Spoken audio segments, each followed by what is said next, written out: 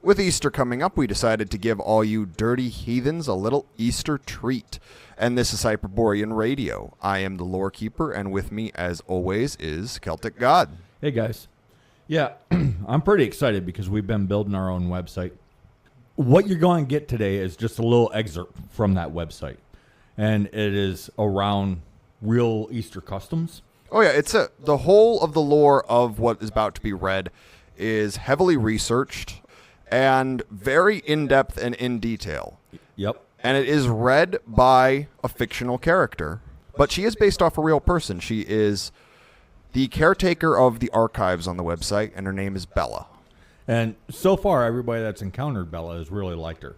But the reason why we're telling you about a little bit about her is because, as we said, that's who's reading it, so we don't want everybody to be freaked out and not know what's going on. But, yeah, the website, what it is, it's a combination of a fictional story and then real-life lore, history, customs, so on and so forth. We're going to have both of these things on the website. One of the things that we want to do is, because we was looking around at modern media, and we've even mentioned this, that storytellers have a responsibility. It's okay to tell fictional stories. It's okay to use our traditional, our lore to tell the stories. So, but if you're going to have an elf in a story, make it an elf. If you're going to have a dwarf in a story, make it a dwarf. If you're going to have a fairy, pixie, anything else in these stories, it has to be a accurate representation of what it is in the lore. There's a responsibility to the storytelling. Well, and that's kind of the point of Boreal Punk. Boreal Punk as a genre Which, by the way, is your baby, your idea.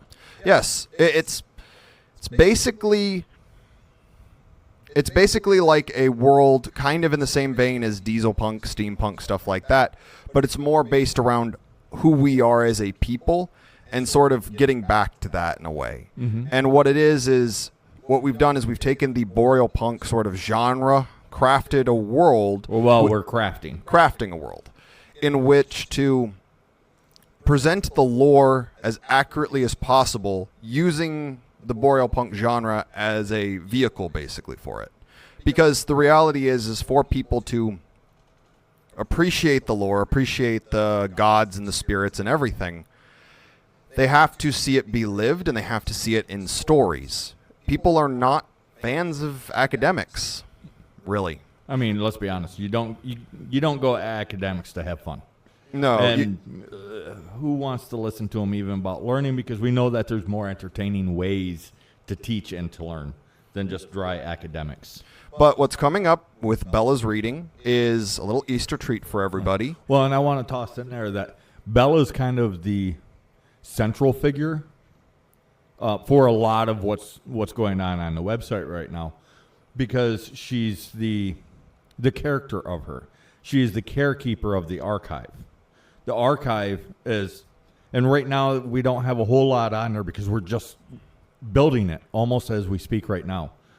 But she's the central figure in the sense that you can go to the archive, talk to Bella, and then Bella, through her, you'll be able to access articles, stories, like the one that we're about to play for you. You'll be able to go into customs and learn about customs of our people. And gods and spirits and history and archaeology and everything we can basically, the work that we've been doing for years kind of collected in one place for ease of access. Right. Which is all real. At the same time, which is also separate, you'll be able to access the fictional story of the Boreal Punk. So within the archives themselves is all the real lore, all the real history, all the real customs.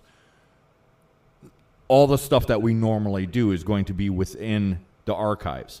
However, you'll also be able to access Boreal Punk, which is the fictional world that we're setting up. Well, it's the framing device. Yes. It's one of the oldest tools that like the bards of old and the storytellers of old would do is they'd have a framing device around many, many stories. That's kind of what we're using the Boreal Punk for. Well, we have an event, a world event that happened. We're calling it the Great Breaking. At least currently, we're calling it the Great Breaking. Most of the stuff in the archive is going to be pre the Great Breaking. So it is, it's going to be things concerning Easter or Puck or Othin, or you'll be able to go in and research the gods or various customs, holidays, what's the roots of the holidays, so on and so forth. You'll be able to access all that stuff in archives. And then, everything else is just going to be a fun story that we tell that's wrapped around it, and they're going to participate in the customs. We're toying with the idea of actually bringing the gods into that world, the spirits into that world. Why? Because it's fun. Because why not? Well, it allows people to really not only get to know them, but get attached to them, to understand them, because a lot of people try to put the gods over there when they're right here.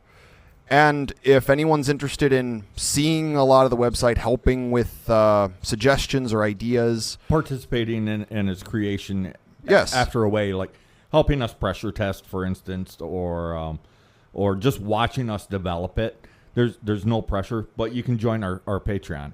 Yes. And for as little as, I think it's as little as $5 a month.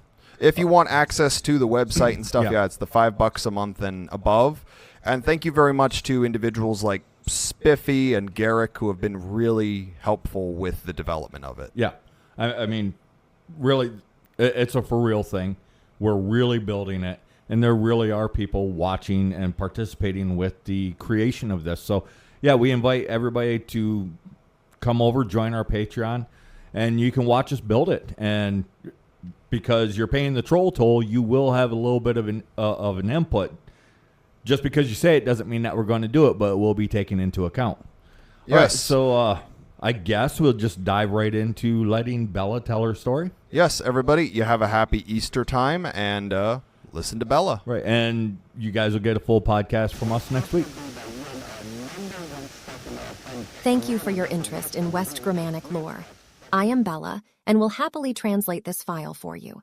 Where to begin? Who is Easter? What is Easter? A holiday or a god? Quite likely the answer to these questions is simply yes, but please allow me to explain. One of the most well-known and controversial gods of West Germania is that of Ostara, who is often equated with Eostra and Easter. Some even argue she does not exist, that she is an invention of the Church created in an effort to introduce pagan elements into a Christian celebration. But why would they do that? A mistake made by a scholar monk from Northumbria, the Venerable Bede, simply an invention, a falsehood possessing no roots, no stories, nothing more than a hope, a dream, a wish, a mere ghost of an idea. This is not a new drum being beaten by any measure. However, the pagan elements are as blatant as they come, yet this rallying cry is performed over and over by those claiming there is no history or customs native to Hyperborean lands. A cry raised by those who wish nothing more than to silence those others who see the clear remnants of a fertility festival in Easter traditions, even though there is far more than a mere mention and a guess from Jacob Grimm to Ostarus's myth to support her existence from time immemorable. Though the most well-known part of Ostara's myth is likely the one part we must agree with the critics on, she is not the god of spring.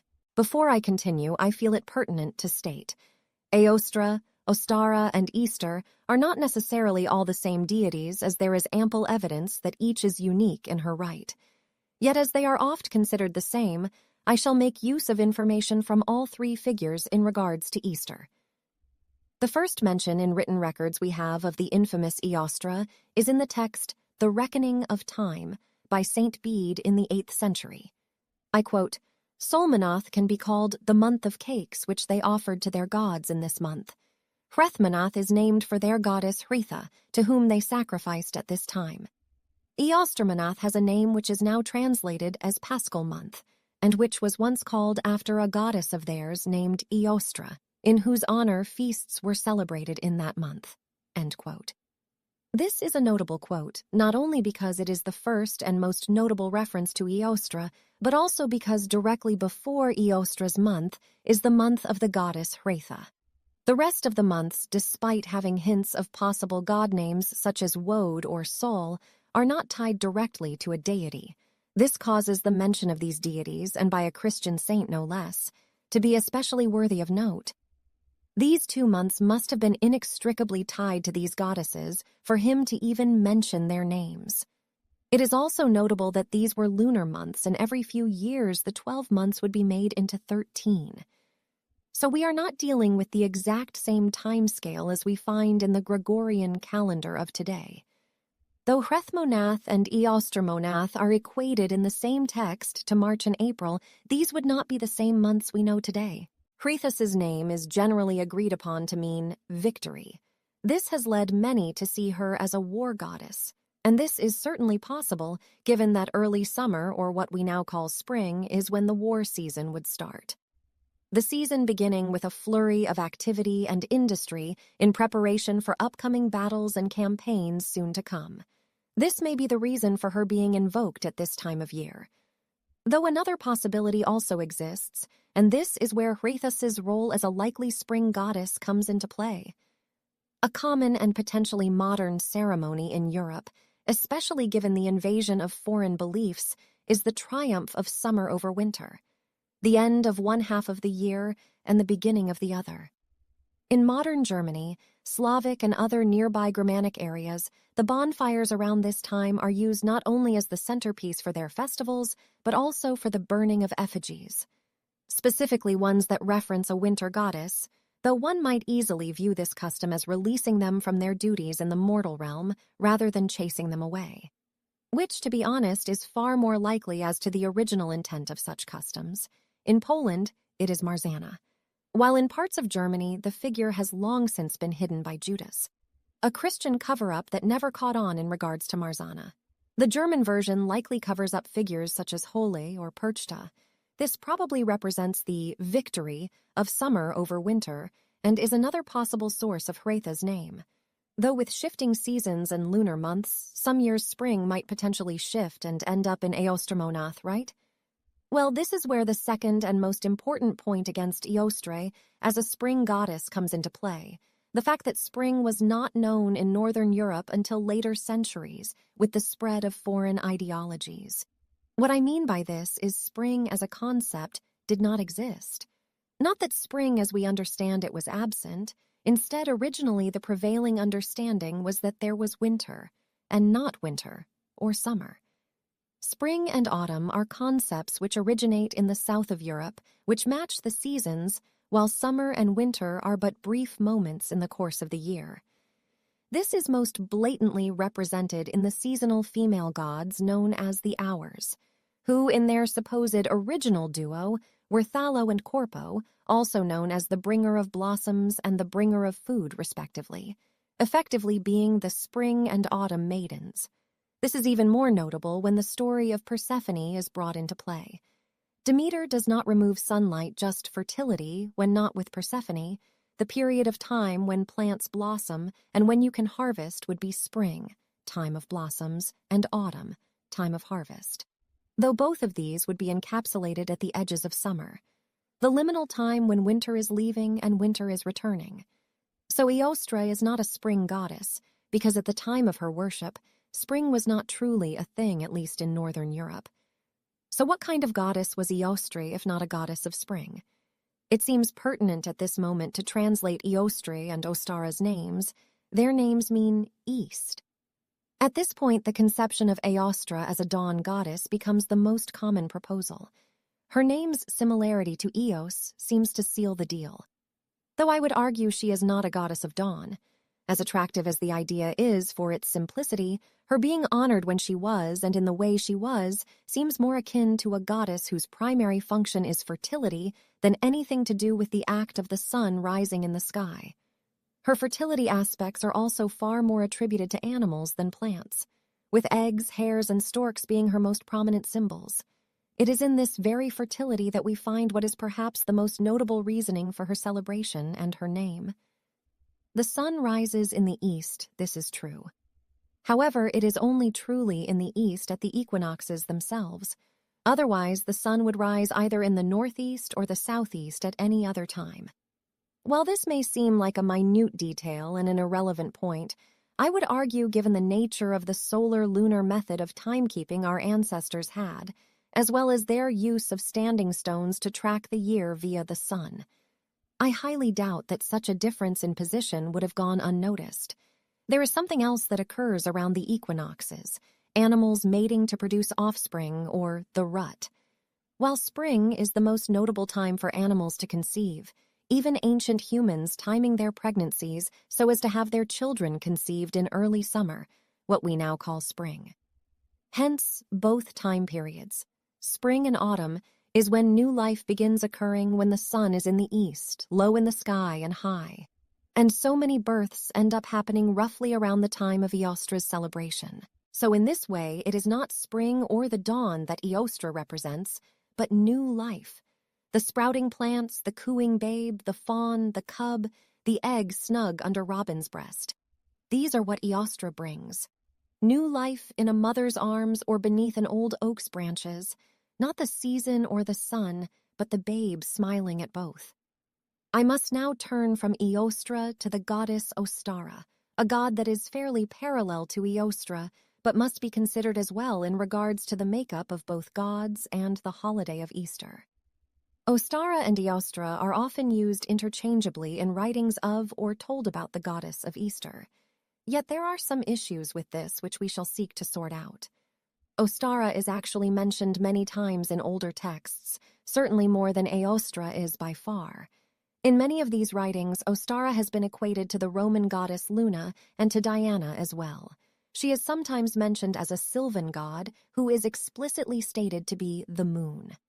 Already we see a distinct shift from Eostra, Ostara being considered a lunar god associated with the surrounding forests of her homeland. While it does not completely discount Eostra equating to Ostara, it does begin to show a clear divergence between the two gods.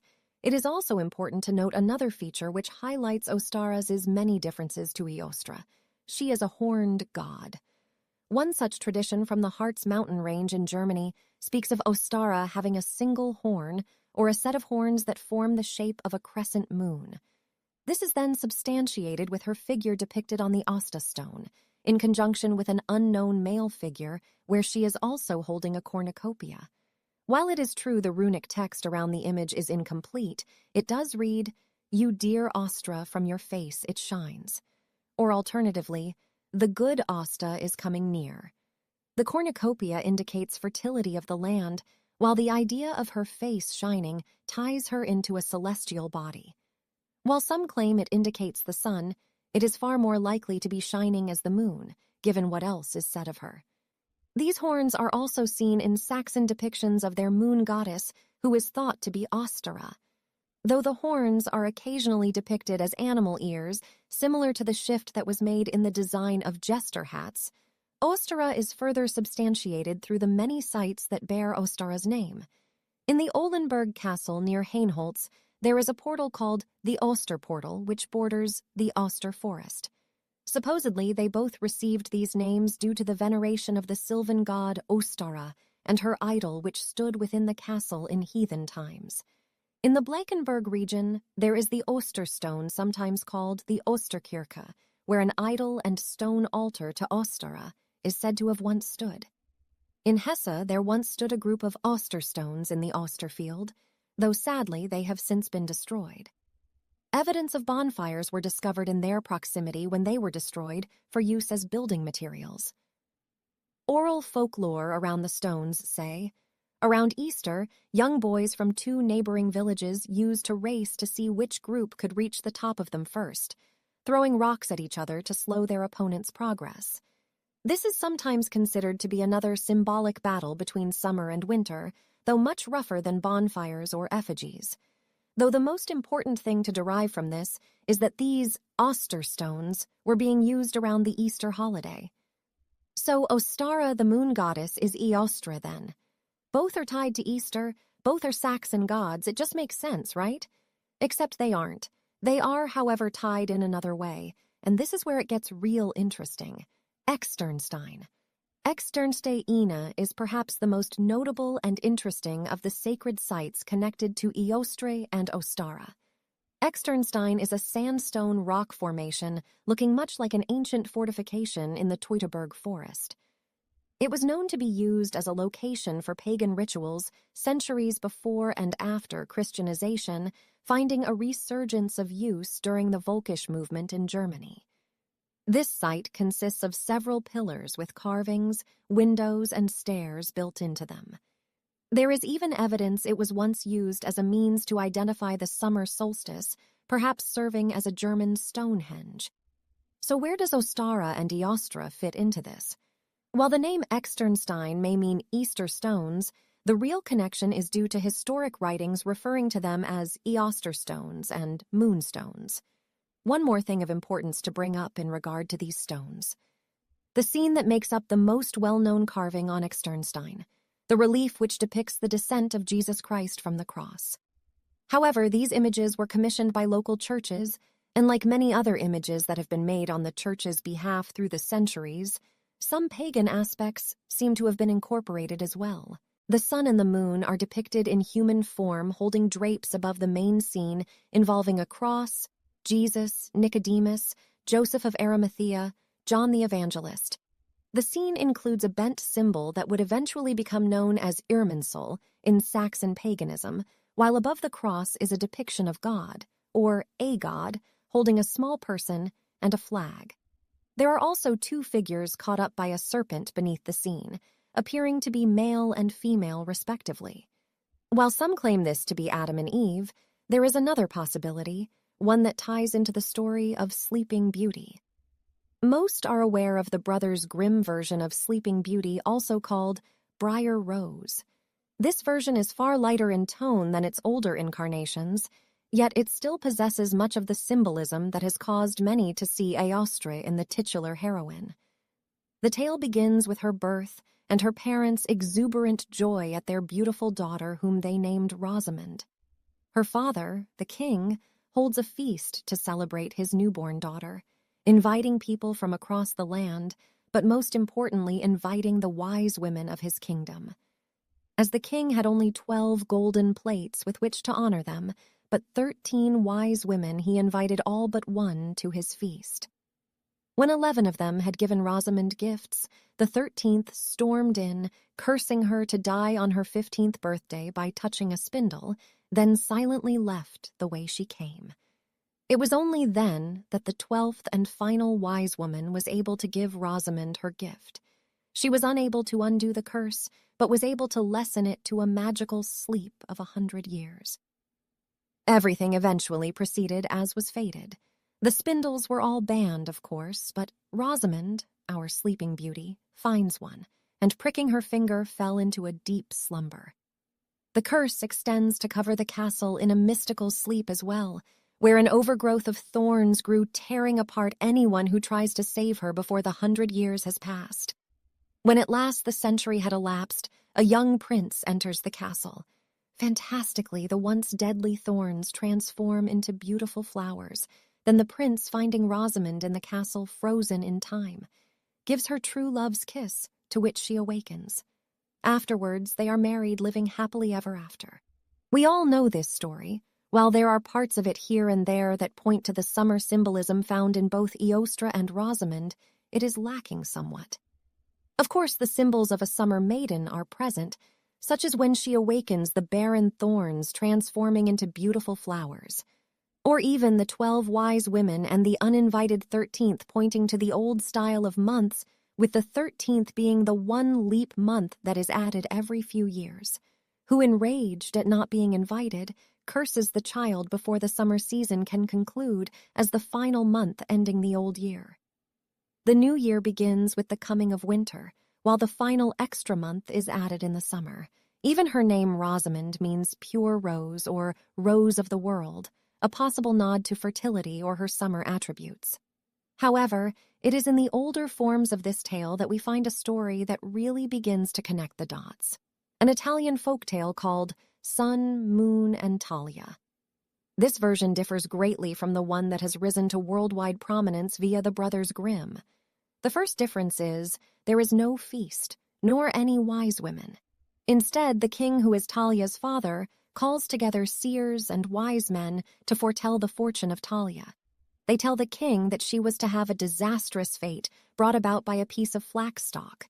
The king then banned flax or anything to do with it from his home, hoping to avoid the fate that the seers had foretold for his daughter. However, as these tales often go, when Talia was grown, she sees an old woman spinning flax and is fascinated by it. Asking the woman upstairs, Talia took the distaff from her and began drawing out the thread. It was not long before a piece of flax stuck under her fingernail, and she fell down dead. The old woman then ran down the stairs as fast as she could in terror. When Talia's father heard of this, he wept bitterly and placed her on a velvet seat in his palace, fastened the doors, and left his palace forever in order to remove any remembrance of what happened from his mind. Sometime later, a king would be out on a chase when his falcon would escape finding its way into the palace. The king at first knocked, though eventually he had his servants bring him a ladder, thus entering the castle through a window. He was surprised to find no other living person in the whole palace until he came to Talia, who was asleep, appearing to be enchanted. He tried valiantly to wake her, but failed. It was not long before he found himself overcome with the heat of his loins and moving her from her velvet seat to a bed made love to her, only then returning to his kingdom, where he soon forgot what had transpired. After 9 months, Talia gave birth to 2 children, a boy and a girl. Kindly fairies attending the birth and caring for the children, placing the infants to their mother's breast. When one of them could not find the nipple, they began to suck at her finger, and in doing so, removed the splinter.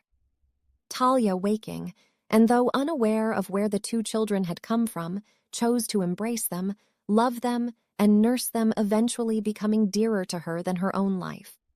She named them Sun and Moon. To Talia, it seemed as if they were alone in the world, though unseen hands attended her and brought her food and drink.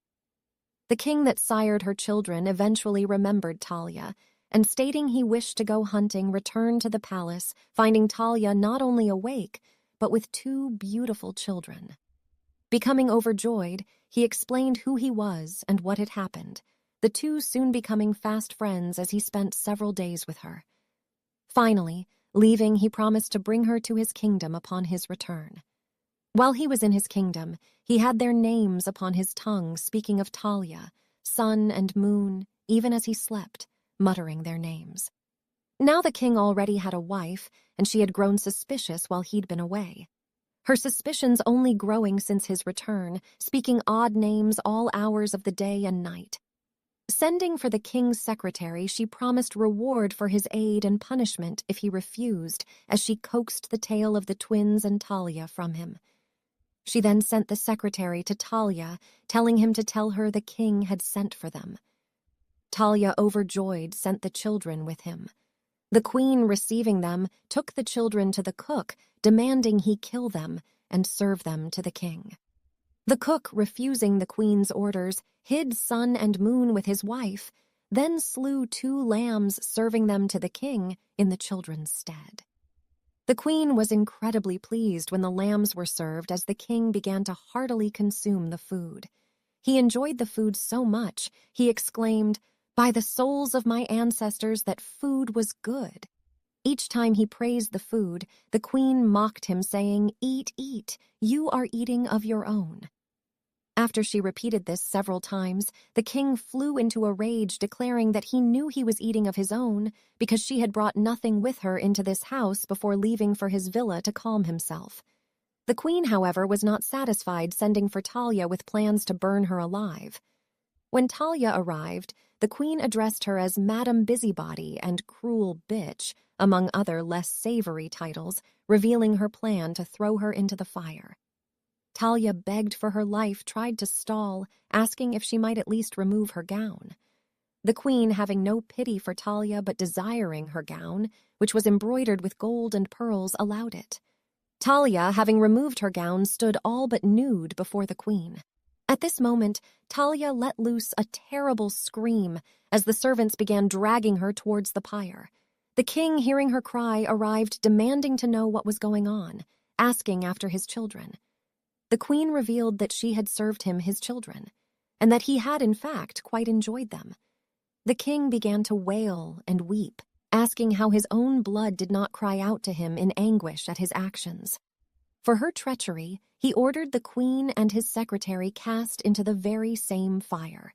He was about to send the cook to burn as well when the cook threw himself at the king's feet, telling of how he may deserve to die for not telling him what had transpired, but that his children were alive.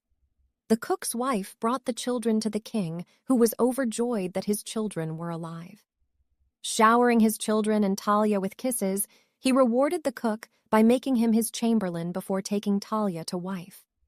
They were said to have had many happy years together. This tale has a lot more to dissect than the Grimm version. To start, the story is not resolved after the Sleeping Beauty awakes. In fact, that is only the beginning of the second half of the tale. The first big difference is the removal of any fanfare at her birth and the complete absence of any curse or wise women. Instead, it is simply her fate to have the flax put her to sleep, showing her to be doomed to her fate. No curse to fight or avoid, just a destiny down the line. Her father in this instance only bans the flax from his house, and it is the plant itself, not a thorn or spindle, that pierces her finger. There is no true love's kiss, only a pregnancy beyond her control. It does not end when she awakes. She must still compete against his current wife, who wishes to destroy her and the children she had by the king. She is stripped of her beautiful clothing, laid bare to be burned alive, with the king arriving just in time to save her and punish the wrongdoers. This is only some of the many differences within the tale, yet far more than the Grimm's version, this tale may hold the key to Eostar. Before we discuss Sun, Moon, and Talia, though we must first discuss the origins of this tale. This older version of Sleeping Beauty hails from Italy, which may seem like an odd direction to go, but the Germanic tribes have had considerable interaction with the Italian peninsula, from warring with Rome to being the same country under the Holy Roman Empire. Then consider they were right next to each other, or even the Lombard tribes whose descendants still occupy parts of Italy. Understanding this, it is not out of the realm of possibility that such a tale went south. The version the Grimm brothers collected may be descended of this Italian version, or perhaps they diverged long ago. Regardless, Talia and Rosamond are two heroines whose origins tie into the goddess of Easter and might potentially help us understand her, especially once everything else up until now has been taken into consideration. By which I mean that, far more than the popular Grimm tale, Talia's tale is able to give context to what we've discussed so far. The burning of winter, the carving on Externstein, the moonstones, the male figure on the Asta stone, and much more. Here we can finally begin to reveal the tale of the gods of Easter. In the tale of Talia, we begin just as in Sleeping Beauty with Weavers of Fate. While the gifts are absent in this version, the eventual destiny that will befall Talia is certainly present. This is followed by a preventative measure that, just like in Sleeping Beauty, fails in the end.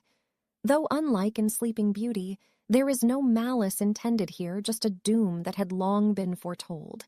The flax that stabs into Talia's finger is being spun by a traveling old woman. While my gut may say this has the potential of a goddess like Hala, or even perhaps a member of the Norns, it is just as likely simply an old woman functioning as a plot device. The sheer lack of intent is also important here. In Sleeping Beauty, there is a curse on Rosamond. For Talia, there is only destiny. It is also key here to mention that the spinning of flax often occurs in fall and is intended to be largely complete by Yuletide. In this sense, the flax could be a sign that summer is ended, crops are in, the spinning has begun, and so the land must rest, as Talia does. Just as the land rests in Yuletide, there is another German legend that occurs. Around this time, as the seasons change, the wild hunt rides, bringing with it not only the winds of winter, but also the fertility of the next summer. This is where the king, the hunter, comes in. Riding through the land, he finds himself before a beautiful lady, giving fertility that will bear fruit in the future. It is true the story presents this in a rather horrific way. There is no getting around that. The king raped Talia. This alone is generally unforgivable in European societies. So here I have to assume one of two things happened to render the story this way. Either it was altered with hostile intentions, or more likely in hiding the pagan elements, the story, the context that was needed became lost. Regardless of how it came about, the result is the same. But symbolically, it is here that we find the gift of fertility from the wild hunt in the king. The king becoming a stand-in for a well-known wild huntsman, whether that figure is Ewiger Jäger, Wode, Wotan, Rubizal, Berchtold, or any number of wild huntsmen we may never know. Who he is forever up for debate, especially given the current state of the story. Though there are more pieces that can play into the potential for who this figure might be, I shall move forward with Talia's story for now. The king leaves as his hunt is over, returning to his kingdom. Meanwhile, Talia has become pregnant with twins, the aforementioned sun and moon, as she is also attended to and cared for by kindly fairies at the birth of her children. This is a likely reference to the goddesses or other spirits that attend and give gifts at childbirth, for example, the Norns or the Fates. Here they also tend the young sun and moon, being sure to give them their mother's breast. For a while, sun and moon are awake while Talia sleeps, until the flax stalk is sucked out by one of the children, and Talia awakes, embracing her children, her heart of love for them. If you recall Ostara's association with the moon, perhaps now is the time to bring up the Asta stone once more. Upon the Asta stone is not only a female figure with horns like that of a crescent moon, but also a male figure. Just as Ostara here is likely the daughter who we shall ascribe the name Moon, her twin brother is likely the male figure on the Asta stone, and while we cannot know his name for sure, it seems entirely possible that he is the figure whose name is tied to many monuments and landmarks, such as the Austar and the Austar stone. It is not unheard of for a god and goddess duo to share all but one letter in their name, such as Fricko and Fricka, or Frey and Freya. Just as Ostara was tied into the moon idol of the Saxons, the sun figure also diverged from the popular concept of the German god Suna and was depicted as male. So it is quite possible this sun is the brother of Ostara Moon. That would make Talia and Rosamund Eostra, right? And she would be the mother of these Asta twins. Well, yes and no. Here is where the aforementioned Easter or Eostar comes into play. As I have shown, there are some serious faults with concept of Ostara and Eostra being the same goddess, using the story above as an example. And so I see no reason to not give Easter the same courtesy as we discuss her. Aside from her name being given to the holiday, there is a field blessing, still given today, that mentions Eostar by name. Eostar, Eostar, Mother Earth, let this field grow and become green, let there grow blooms and fruits. Peace to it. May its ground be safe, and may it be protected, like the saints who are in heaven. Here, aside from the obvious conflation of Christian figures with pagan gods that was so prevalent in Europe through all of Christianity's history, we see a direct attribute ascribed to Eostar, that of Mother Earth. Perhaps the similarities to the Old English Aeserbot ritual that mentions Ersi as their Mother Earth has been noticed. The above field blessing comes from a monastery in the German state of North Rhine-Westphalia, while the Aeserbot ritual stems from Old English. The Anglo-Saxons likely blended traditions from the Jutes, Britons, and Angles, as a result likely having some shift in how their pantheon was seen, with Erse perhaps winning out. Over time, maybe even with something as simple as one group having a better crop for a time lending to a shift in preference. A kind of agricultural form of the old Tius tribe versus Wotan's tribes that having led to one superseding the other in the eyes of their fellow German tribes. Whatever the case, this lays the groundwork for Eostar as a Mother Earth, who gave birth to the sun and the moon, or at the very least their respective deities. The concept of the sun and moon being under the earth at some point is not unheard of in Hyperborean mythology. Gold Mary and Pitch Mary from the tale Mother Hol are often thought to be thinly veiled sun and moon goddesses, possibly Suna and Sinthgunt, or perhaps the Wendish deities Ur and Om, traveling through a well to below the earth to dwell in the underworld that is Hola's realm. This theme of the two sisters also appearing in the story of Snow White and Rose Red, where the two sisters symbolize winter and summer in their actions, but are joined together in a sisterly bond, both tending to and being beloved by a bear. There are many other examples of this, but suffice to say that the idea of the celestial bodies of the sun and the moon being in another place for a time before being freed or affecting the seasons is not exclusive to Talia's tale. Both the mother in Snow White and Rose Red and the goddess Hul function much like a Mother Earth figure themselves.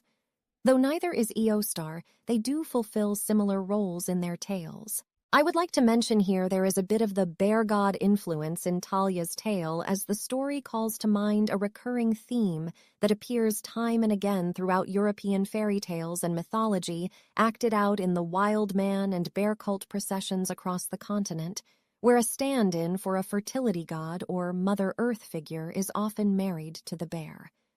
Mother Earth entering into her domain in the cave, and in many cases miraculously emerging in the spring with children born able to walk on their own and learn from their mother. Doesn't it strike you odd that while the man cubs are born during their mother's deep sleep, she, it seems, sees nothing strange or out of the ordinary as having happened?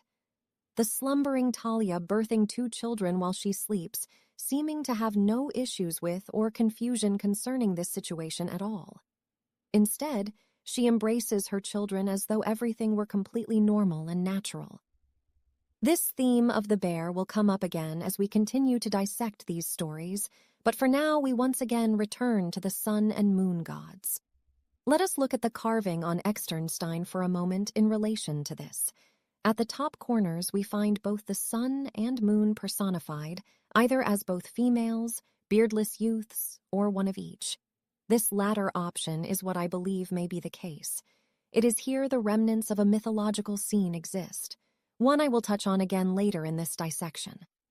But one more, often overlooked but important piece of Externstein is important to bring attention to. The ancient site is aligned to predict the summer solstice, not the equinox. Here the next key begins to click into place as more of Easter's tale is uncovered. If Talia, Eostar, is Mother Earth in this tale, then her story surely echoes the myriad of tales concerning Mother Earth, pregnant and asleep during winter, safe below the ground in her mound or cave, her palace. Her sleep is the winter, autumn through spring, and it is during this time that the potential for new life is sown. This new life being born before she is truly awake and able to care for it, being cared for instead by fairy or spirits. Yet it is this very new life that marks her eventual awakening, and it is only then the Hunter King returns. 2 children, the boy and the girl, are the ones that awaken summer. Across the Hyperborean lands there is the tradition of the May King and Queen, or the Easter King and Queen, depending on where you are, who are chosen from among the young children. Both Easter and May Day form mid to late spring holidays leading up to the summer solstice when the earth is fully awake. The May Queen is especially important, and many Universalist academics consider her the summer maiden, who they tie to representing a figure such as the goddess Flora. However, there is another line of thought. Doesn't it seem strange that a Roman goddess would be the focus of such an ancient tradition so far north of Rome? Isn't it far more likely a figure like Eostre, Eostar, or Ostara would take this role? This is especially blatant in one such version of Sun, Moon, and Talia, where it is the daughter specifically that suckles the flax stalk from Talia's finger. In this way, these early summer kings and queens are quite likely standing in for the children of Mother Earth, marked by the natural ebbing and flowing of the seasons and weather, not by celestial bodies dancing through the sky. Talia's story does not end where Rosamond's does, though. While Rosamond awoke to a wonderful castle of flowers and a charming prince, Talia has no such prince, no castle of roses, no, her story has more to reveal. The challenge of survival, of continuance.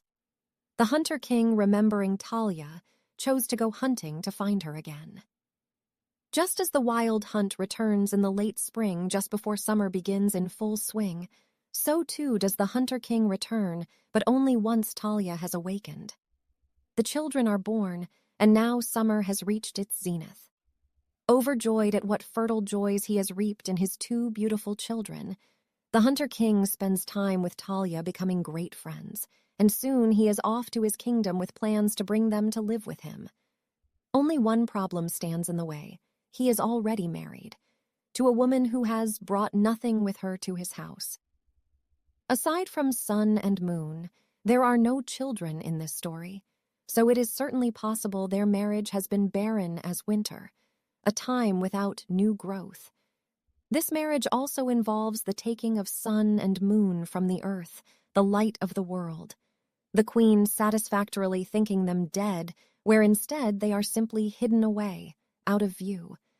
Talia's lover, having again left, has no idea what has become of his children, or that his current wife plans to kill Talia while secure in her belief that she has fed the children to the Hunter King, and so will soon take from him everything for his betrayal. In this story, the queen strips Talia of her beautiful covering, laying her bare before the world. Much as the chill cold of winter strips the land of its foliage, sending the animals to their burrows and the birds flying south for the winter. The beautiful garment that Talia wears is given to or taken by this icy queen, depending on the version told. It is at this moment the Hunter King returns, sending the queen into the fire herself along with the secretary, as reminiscent in many Hyperborean effigy-burning customs. The battle for the heart of a king and the rule of the land between Shining Mother and Barren Queen brought to an end. The icy queen once again falling below the earth, where the chill cool reigns year-round. Just as the effigy of winter is burned to bring summer to the land, so too does the queen burn, making way for Talia. Only then does Talia finally receive her happily ever after. It is not only in these tales that remnants of these gods exist. I am also well aware that it is a rather stark contrast to the academic dogma to claim not one, not two, but 3 female gods, as well as tossing in a male god for good measure, are in fact what many consider a single goddess. What could possibly support such an idea of 3 or more gods surrounding this one holiday? Well, I must admit, like most studies of folklore and mythology, there is always a certain amount of supposition necessary, and the best we can hope for is that it spurs others forth to uncover more stories and lines of thought which take the Hyperborean nature into account. But that is part of the fun, is it not? What I have presented here is not without further evidence here and there to bolster its merits, nor is this heavily veiled story the only possible remainder of Eostar and her kin. But we shall use this story one of our foundation blocks concerning the family of Easter, her tale becoming ever more clear as we search, perhaps discovering a far richer lore than we ever imagined as we move forward with our investigation. And so now we come to the gods and the Easter hare.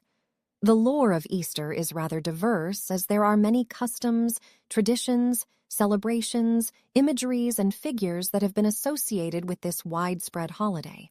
But for now, we shall focus on traditions that come from Engeland and continental Germanic areas, as this is where not only the name was preserved, but many of the customs as well, instead of perverted to imitate some variation of the Jewish holiday Passover. This makes sense given that the strongest center for the Eostar cult is with the Saxons, who now form the cultural core of much of northern Germany and are one of the founding tribes of the modern English. Though throughout much of these legends, it is notable that very little of it directly mentions the god Eostri, Ostara, or Eostar, and certainly not Ostar except in the name of the celebration. These deities have seemingly little folklore readily available, and anything that arises usually treats them all as the same deity. Furthermore, these gods find themselves in the odd position that any stories containing them are automatically considered modern or forgeries with little if any thought or investigation. Though the most notable one regarding Ostara and the bird is at least 100 years older than originally considered. So to move forward, we must discuss the tales of Ostara, Eostre, the egg, and the Easter hare. The first and most notable version is that of the Easter hare beginning its life as a bird, most likely the animal that is said to have pulled Ostara's chariot. This version typically mentions Ostara, so that is the god I will use in regards to this myth. The species of bird is often debated between a swallow or a stork, both of which are harbingers of spring. In this story, the bird dies as it is forced to stay in the cold north long past when it should have flown south. Finding the bird frozen to death, a despairing Ostara brings the bird back to life as a hare. Why a hare? So that the soft fur might allow the former avian to stay alive through the cold northern winters. What happens from here differs. In some versions, the hare is thankful and starts to give out Easter eggs as a way of saying thank you, while other more elaborate versions tells of the hare remaining as the puller of Ostara's chariot, or in other versions that it was her lover. Not a bird that died which she had brought back as a hare.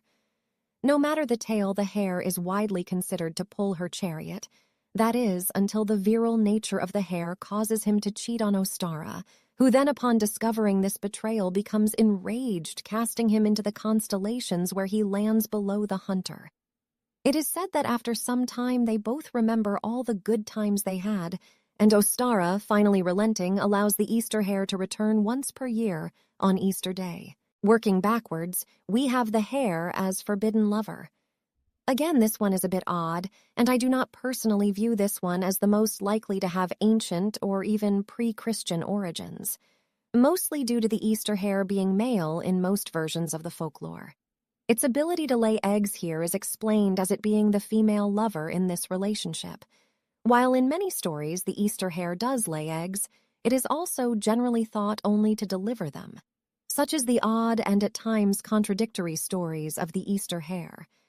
Finally, out of Ostara's tales, we come to the final story I have mentioned, the one involving the hare as mount, lover, and trapped in a constellation. Again, I think this is a flawed story, but it contains aspects that do catch the eye. For starters, it is not unheard of in northern Hyperborean myth for a figure to be placed in the stars, a notable example being the eyes of Thiazi in the Eddic myth. Although the more notable points I wish to focus on in this tale concern the relationship that exists between Ostara and the hare. They are sometimes said lovers, and the hare is placed below the hunter. This is notable for two reasons, not only the hunter king in Sun, Moon, and Talia, but also for the figure of Ewiger Jäger, also known as the Eternal Hunter in German mythology, who collects plant spirits around Halloween. The time period when the night of the year begins marking the return journey to spring. In essence, the constellation could be a reference to this god in the folklore, with the Easter hare being a fertility spirit protected from the Frost King until spring when new life arises. This is most representative during an age when Easter would take place in a less fixed schedule than we have now with the Gregorian calendar. However, the part about being lovers when combined with the Mrs. Easter hare begins to open up some nuance to the overall tale. First, some context. The hare is a notable animal associated with numerous goddesses in Europe. In Germany, we find the hare associated with both Holda and Ostara, as the hare was also seen as a messenger of the gods, a creature who knows the secrets of the otherworld. While Eostre and Ostara are often depicted with a hare, it is not something we can guarantee to be ancient. However, the association of these gods with the Easter hare is not unreasonable. While both gods find their names tied into the Easter holiday, the hare is front and center, popping out of eggs, tilting atop chickens, leaving eggs in nests of moss collected by giggling children, and having so many other grand adventures. The Easter hare's status as a fairy is also very interesting, as gods are often disguised as fae. For example, in Dutch mythology, gods like Fro, Uller, and even Nerthus are labeled fairy. Holda herself is labeled a fairy in many tales, so the possibility that a potential deity such as the Easter hare himself being labeled fae is not out of the question. Though it is also possible, as with Holla and the Hollen, or Perchta and the Perchten, the Easter hares might in fact be a kind of retinue accompanying the Easter gods. Many gods of Easter are even said to shapeshift into hares themselves, and so the hare becomes commonly associated with things like the moon or lunar cycles, as well as being a symbol of fertility and new life, or their burrows serving as a links to other realms. In this vein, there is even English lore involving witches who are said to transform into hares so that they can steal milk from cows doing the devil's work. Less well known is that witches are also said to keep familiars, which may take the shape of a hare, not just cats, as we are familiar with. Now, while this is the Christian view, especially the bit about doing the devil's work, we can find remnants here as well. Unfortunately, the view of animals and lore often became inverted under the church's rule, like Hala or Perchta becoming witches in the folklore, so it is not out of the question that Aostra was hidden in such a way as well, or that her attributes shifted to a more demonic and evil witch form given to those who may have kept certain aspects of her worship going under the church's rule. The stealing of milk especially perks my ears, given the fertility importance of these gods, with the stealing of milk being akin to cursing new life to an early grave, and so inverting the god's role in bringing new life to the land, to one of taking it. So it becomes quite possible we may find not only Aostra, but others hidden in these tales as well. The possibility that the Easter hare himself is in fact a god is not completely out of the question, perhaps being a hare deity himself or another god hidden as an innocuous animal. Potentially he is the god named Sun that I have spoken of before, who we shall call Ostar for the sake of brevity. Then to he may simply be an animal associated with a deity, much like Gullinbursti with Freyr or Rolagol with Hola. In either case, the hare is now a distinct figure from the gods themselves. There is an old High German lullaby, though, that mentions Ostara in regards to leaving eggs similar to the Easter hare god legends above. Yet, the idea that the Easter hare's bouncing bride is one of these gods, or perhaps all of them, depending on the story, remains another possibility. A female god being relegated to the female companion of an overtly male figure who is associated with the holiday is also not an unlikely occurrence, similar to Freyr and Thor being relegated to the Yule boar and Yule goat, respectively. The god fading away for the more acceptable animal figure, yet parts remain like a bride of the Easter hare being a possible covering up of Ostara or another god. As I mentioned before, many of the tales may lack legitimacy in their entirety, but the story's components may have arisen from folklore, not unlike the tales of Hans Christian Andersen taking their direct inspiration from the folklore of Europe. Even if the tale itself is fiction, the characters, traditions, and references still holding more than small measure of truth. The hunter constellation in one tale calling to mind the eternal hunter fitting the broader scope of Germanic mythology. That same tale is the one that references Ostara and the hare as lovers, making me think that the Mrs. Hare is covering up God and making such deductions appear to be more than simple guesswork, but a pattern. Such tellings track with the broader trend in German mythology of the gods being rendered down to spirits, boogeymen, witches, or historic figures. Ostara being rendered to a hare would not even come close to the most insulting remnant of a god in the modern landscape. But what of the two other stories mentioned? The one with Aostra and the other without any gods to speak of at all? In the case of the one with Aostra, it shows that the idea of the hare coming from a bird is by no means the only possible legend. The hare does not lay the egg but merely gives it, and it is this selfless action that makes Aostra love the hare so deeply. All the aspects of the legend we have always known is there. An Easter god, the hare, and the egg, removing the need for the hare's origin as a bird, yet maintains all the elements needed. Though the tale most likely to be derived from folklore and least attacked by theologians is that of the Easter hare hatching the eggs of a bird and thus becoming the surrogate mother to the chicks. The most interesting thing in regards to this tale is the inclusion of a fox as the perpetrator of the mother bird's death, which subsequently led to the hare coming into possession of the eggs. This may be the origin of the Easter fox, a tale of repentance rather than charity. It is certainly possible for something like that to arise under Christendom becoming one variation of the tale, as foxes, just like hares, have some association with spring. There remain only a few more points that must be brought up in the folklore before we can progress any further. The first is that Hala or Holda and Ostara have a lot of overlap.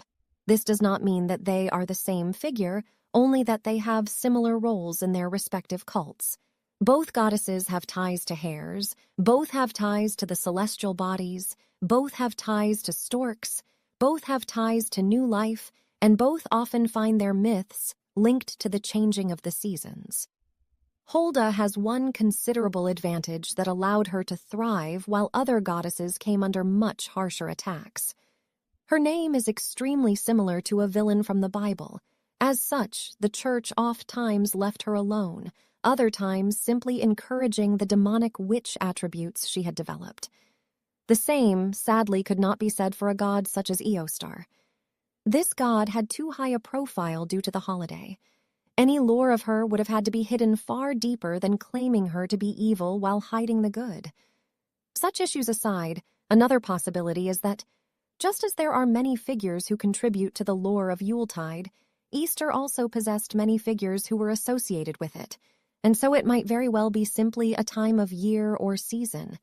After all, even the ubiquitous Easter hare finds competition in the Easter bells and Easter fox, so Hala and Holda or any other god associate with spring, fertility, or new life finding themselves associated with the holiday season is not out of the question. In Hola's case, her role as the keeper of the souls of infants would certainly qualify her as a spring god, would it not? She, like Ostara and Eostre, is associated with storks who bring children, as the treasure bringers of folklore. It is not out of the realm of possibility that one or all of the Easter gods fulfill roles similar to Hola in granting a child to a couple or tending the souls of the soon-to-be-born, as well as those who die too soon. This is where the tradition of the Easter tree comes into play. In Dutch folklore, for instance, Hola tends forests where the souls of babes grow from trees like fruit, where newborns are gently plucked before being placed in their cradles. The Easter tree being a fertility ritual is rather blatant, as it surely finds part of its origins in such myths, which were likely far more widespread than we think. However, we must not ignore the obvious. This beloved tradition of the Easter tree originated out of foraging for eggs in springtime, with the other customs growing up around it. No matter the case, the idea of new life springing from trees is not by any measure a new or unreasonable association to make. Many sacred groves dedicated to spring gods were known to be decorated with eggs, ribbons, and other decorations, where birds may have even been encouraged to nest, as evidenced by the providing of nesting material, similar to the Clutie traditions in Gaelic areas. A sort of wildlife management system or tradition. As if the waters weren't muddied enough, many of the gods, especially the female ones such as Hola, are often viewed as trios of or triple gods, viewed as three figures making up a single whole. While the names Holda, Hulda, and Hola are often used interchangeably, now and then stories of them interacting as distinct individuals do happen, with Hala being in the service of Holda in one tale. Just as Perchta and Berchta are often thought of as the same god, yet in some traditions they are sisters. These gods have all been considered the same for so long that whether they are or not has become almost impossible to discern, and so it becomes the better option to assume they are not. For example, gods such as Ostara, Eostri, and Eostar. It is here I must mention another set of gods even more obscure than Eostri and Ostara, a group of gods who are venerated in northern Germany. Gods who we unfortunately do not have records of their names as individuals, only their collective title. They are known only as the Austriahina Matronae. The Austriahina Matronae are found on altars in North Rhine-Westphalia, known collectively as the Matronae altars. The Matronae are trios of gods who are the mothers or matrons of specific tribal groups. While it is possible all the Matronae are the same, it is unlikely given our various traditions. Instead, it is more likely that there are many variations resulting in different mothers for different tribes. In this case, a trio of mothers in the same vicinity as the Easter cult, their name even referencing the East. Though it is equally possible that these Austriahina Matroni are in fact tied to a nearby town with a similar name, and it is quite likely these Matroni and the Easter gods may be tied together more than we may think.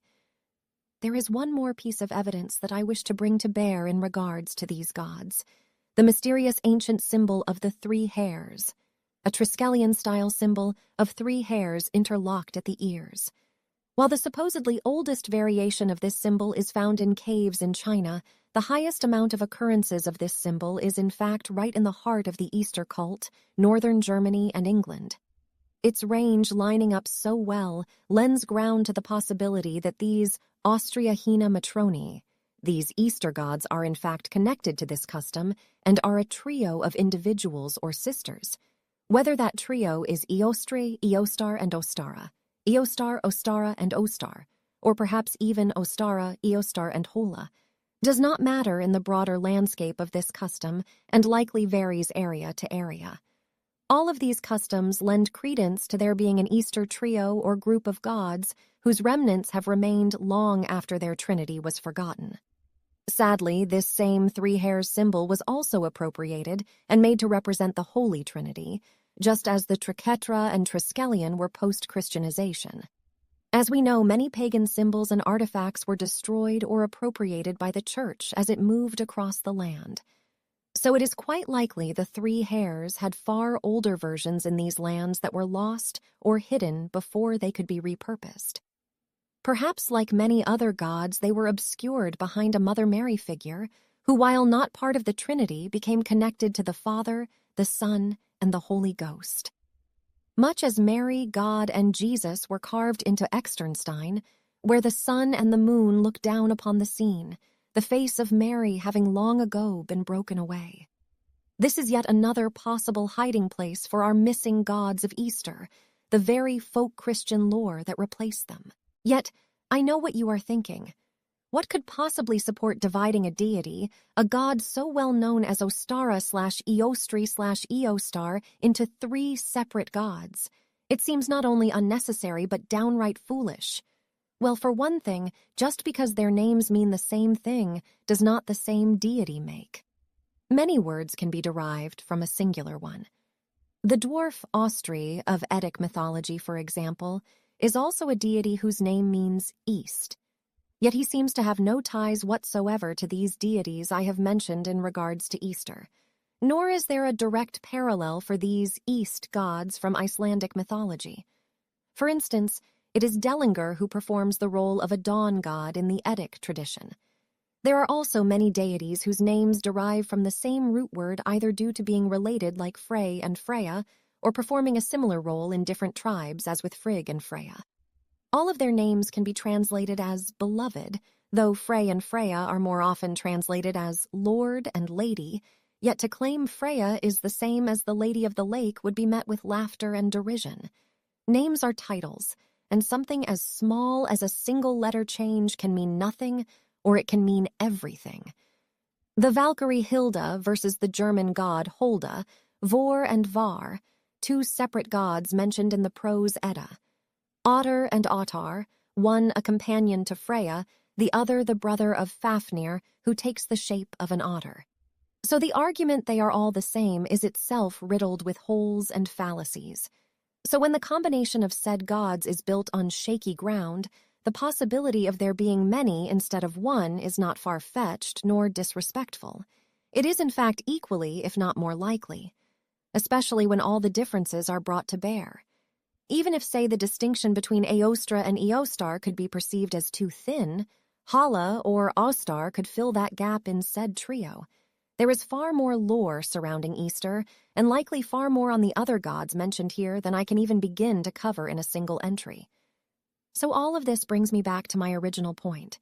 Is Eostar the god of spring? Yes and no. If I had to pick, I would proclaim Eostar a god of summer, specifically the summer solstice, when life is at its peak. She stirs and begins to move when the snow begins to melt, but it is the summer solstice where she truly shines.